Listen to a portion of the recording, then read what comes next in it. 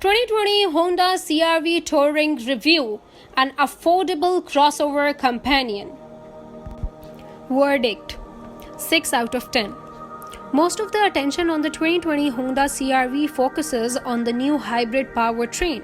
The first time the Japanese automaker has offered a gas-electric version of its hugely popular compact crossover in the US.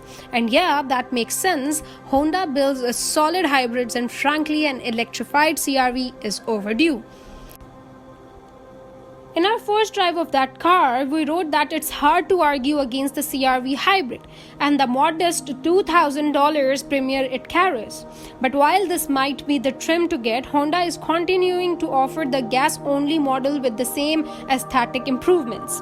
This slightly refreshed model may not return the same impressive fuel economy as its new for North America counterpart, but it remains a smart choice for consumers that need a reliable, comfortable, and affordable crossover companion.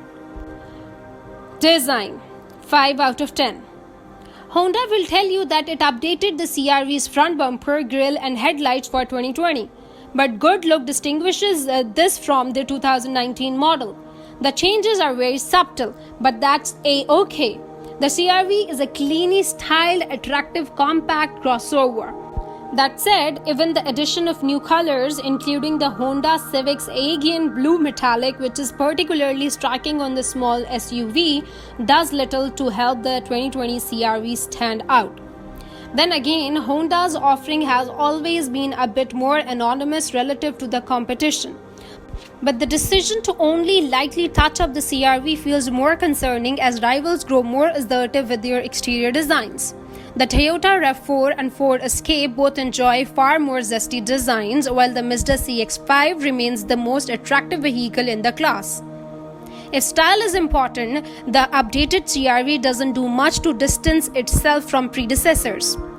The changes to the cabin are similarly subtle. Honda reworked the center console, making room for an available wireless charge pad and more accessible USB charge ports, but that's about it. This is a clean, pleasant cabin with its soft plastic and fox wood. But like the exterior, there's a little verve to the design. It's functional but a bit dull. Comfort: 9 out of 10.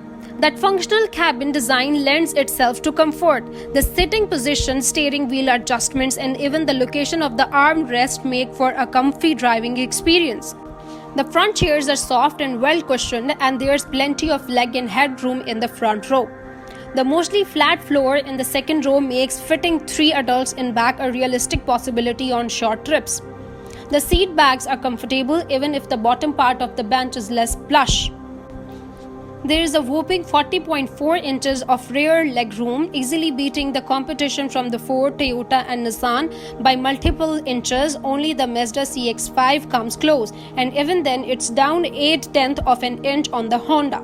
There is the Advocate cargo space for passengers in the front row with the big QB behind the cup holders and sizable door pockets. The 39.2 cubic feet of cargo space in back is average for the segment when the seats are up, although that space grows to an impressive 75.2 cubes with the second row folded flat. In general, quality throughout the cabin is solid, aside from one particularly grunting element, the gear lever. This feels like the same mechanical gear lever Honda has used on the CR-V for decades, eliciting a satisfying tunk while shifting between park, reverse, neutral, and drive. But the side-mounted release trigger rattles and the overall assembly feels cheap. Say what you will about button-operated shifters, but we had much preferred the CR-V hybrid's arrangement. Underway, the ride is comfortable enough, but it's the lack of noise that matters. The CR-V does an excellent job of limiting wind, road, and tire noise. Technology and connectivity: 5 out of 10. The heart of the CR-V's tech suite is not great. There are 2 displays, a 7.0-inch screen in the instrument cluster and a 7.0-inch touchscreen in the center stack, although neither is especially high in graphical quality. There is a vertical row of the touch capacitive buttons to the left of the screen for switching quickly between navigation if equipped, audio, communication, and the home screen. These respond adequately, but actually interacting with the screen is a painful experience. The display is slow to respond to inputs, which is especially granting as Honda forces owners to use the screen for even the simplest functions like changing radio stations. At least there's a volume knob and separate controls for the climate. On the bright side, Honda doesn't offer a single optional extra on the CR-V aside from the $15,000 all-wheel drive system. Every trim comes with all its equipment as standard. So when you order a CR-V Touring like our tester, it comes fully loaded. That certainly reduces the stress of the buying process. Performance and handling, 6 out of 10. Every gas-only CR-V features a turbocharged 1.5-liter engine and a continuously variable transmission. We like each version of this powertrain, be it in the Accord, the Civic, or here in the CR-V. The 190 horsepower 4-cylinder packs 179 pound-feet of torque, available starting at just 2000 RPM. The gas engine feels willing off the line, and it remains that way at the reasonable engine speeds.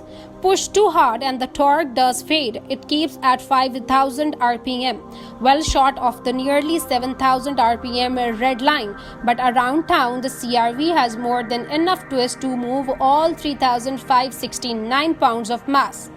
If we had one complaint about the CR-V, it could use a more powerful engine option to compete with the turbocharged CX-5 and the 2.0-liter Escape. The CVT is eager to engage, and it's so refined in a way that we eventually forgot there is a belt-driven system at work. This certainly isn't a case where we miss a conventional gearbox. Aside from the excellent powertrain, the CR-V driving experience is utterly unremarkable.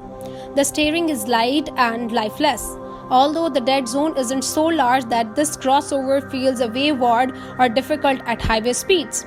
The suspension tuning has a clear focus on ride comfort, so don't hop in the CR-V expecting CX-5-like agility. Handling is ponderous and dull, with plenty of roll, squat, and dive. Like the steering, there's a little feedback through the chassis. Safety, 9 out of 10. The Honda Sensing Active Safety Suite is standard on every version of the CR-V. That means a forward collision warning with automatic emergency braking, lane departure warning, lane keeping assist, adaptive cruise control, automatic high beams, and blind spot monitoring. LED headlights are also standard on the Top Dog Touring. It's a very comprehensive suite of technology. In practice, the CR-V's system are smart and helpful. The steering assist nudges rather than pushes, reducing stress on long journeys.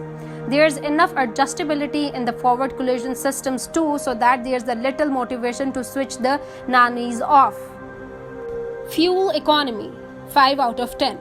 With all-wheel drive, our CR-V Touring returns 27 miles per gallon city, 32 highway, and 29 combined. Despite the small displacement turbocharged engine, the CR-V runs willingly on 87 octane fuel. Those figures are average for the segment. The 1.5-liter turbocharged 3-cylinder in the Ford Escape AWD is good for the 26 city, 31 highway, and 28 combined, while the naturally aspirated Toyota RAV4 nets 27 city, 33 highway, and 29 combined. The Nissan Rogue returns 25 mpg city, 31 highway, and 27 combined, while the Mazda CX-5 earned just 24 mpg city, 30 highway, and 26 combined. Pricing, 6 out of 10. The 2020 Honda CR-V starts at $25,050 for a front-drive LX.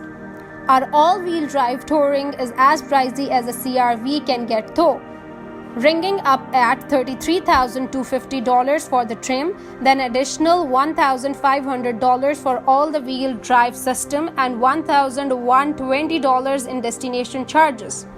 Out the door, this range-topping CR-V AWD demands $35,870. That sum is competitive with the segment. Fully loaded examples of the RAV4 XLE Premium and the Nissan Rogue SL both come in at $36,380 and $35,955 respectively. A Mazda CX-5 Grand Touring is a slight bargain at $34,365, although it's also available in plusher trims with more power. The CRV does undercut the 3-cylinder Ford Escape Titanium, though, which calls for $38,195 with everything but the 2.0-liter EcoBoost engine. To know more about these kind of videos, please subscribe to this channel and hit the bell icon to get notified.